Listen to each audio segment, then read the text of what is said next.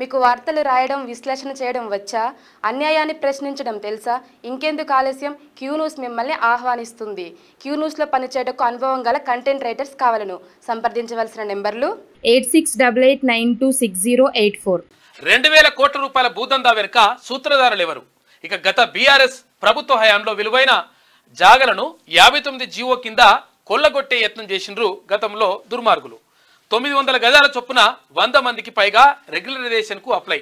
ఇక తెర ముందు బినామీలు, తెర వెనుక బీఆర్ఎస్ పెద్దలే ఉన్నారు. 100% అక్రమాలను గుర్తించిన సర్కార్ పట్టాల జారీ నిలిపివేసి ఎంక్వైరీ చేస్తా ఉన్నారు. బినామీలను అదుపులోకి తీసుకొని విచారించాలని నిర్ణయం తీసుకున్నారు. 2000 కోట్ల రూపాయల భూదందా వెనుక ఎవరున్నారంటే ఎవరుంటారు? ఇంకా కేటీ రామారావు ఉన్నారు, బీఆర్ఎస్ ఎమ్మెల్యేలు ఉన్నారు, మంత్రులు ఉన్నారు, ఇంకా కొంతమంది చోటా మోటా బడా లీడర్లు అందరూ కూడా అని ఉన్నారంట. ఏం చేసిండ్రు? 59 జీవో, 58 జీవో, 59 జీవో అని తీసుకొచ్చి ఆ జీవో కింద అసలు యాక్చువల్గా గతంలోనే ప్రభుత్వ భూముల్లో ఒకవేళ పేదలు ఇల్లు కట్టుకొని నిరుపేదలు ఎవరైనా ఇల్లు కట్టుకుని 80 గజాల లోపల ఇల్లు కట్టుకొని ఉంటే వాటిని రెగ్యులరైజ్ చేయాలని చెప్పి అయితే చెప్తాందుకు మంచిగానే ఉన్నది. నిజంగా పేదలకి అటువంటిది జరిగితే మంచిగానే ఉంటుంది. కానీ వీళ్ళు ఏం చేసినట్టే లంగ కథలు ఏంటంటే ఆడ ఇల్లు బిల్లు ఏం లేకుండా కానీ ఖాళీ జాగంటే కూడా అది కూడా 100 కోట్ల రూపాయలు కోకాపేట లాంటి ప్రాంతాల్లో 100 కోట్ల రూపాయలకు ఎకరా ఉన్న భూమి ఉన్న దగ్గర వాళ్ళు ఏం చేసిండ్రు? ఈ బినామీలను పెట్టేసి ఆడ రేకుల షెట్లు వేసినట్టు వేసి అసలు యాక్చువల్గా అక్కడ ఇండ్లు లేవు, మను లేదు, ఇల్లు ఉంటేనే ఇవ్వాలి అసలు యాక్చువల్గా 59 జీవో కింద అది రెగ్యులరైజ్ చేస్తారు. అట్లా ఏం లేకుండానే అట్లా రేకులు బీకులు వేసినట్టుగా వేసి లేకపోతే ఖాళీ జాగాలకే మొత్తం ఇంటి నెంబర్లు కూడా వేసిరట.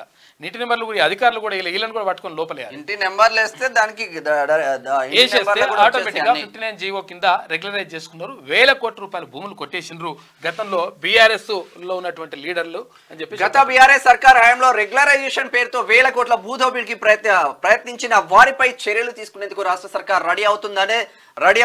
ప్రధానంగా హైదరాబాద్ లోని ఫైనాన్షియల్ డిస్ట్రిక్ట్ పరిధిలో ఎకరం 100 కోట్ల దాకా పలుకుతున్న ప్రాంతాల్లో ప్రభుత్వ భూముల్లో బౌండరీలు ఏర్పాటు చేసుకొని ఎలాంటి నిర్మాణాలు లేకుండానే 59 జీవో కింద అప్లికేషన్లు పెట్టుకున్న వారి చిట్టాలను ప్రభుత్వం ఇప్పటికే సరే ఈ లంగ కథలు ఎవడైతే పడ్డాడో వాళ్ళందరూ కూడా డాటా తీస్తున్నారంట. తర్వాత ఇంకోటి ఏంటంటే ఈ ఫైనాన్స్, నేను ఇందాక అదే చెప్తాను అనుకున్నా, టీ హబ్ కాదు ఫైనాన్షియల్ డిస్ట్రిక్ట్ పేరుతోటి ఉన్నదాడ పోయి చూసినారే. ఆ బిల్డింగ్ కథ కార్ఖాన వేరే ఉంటుంది.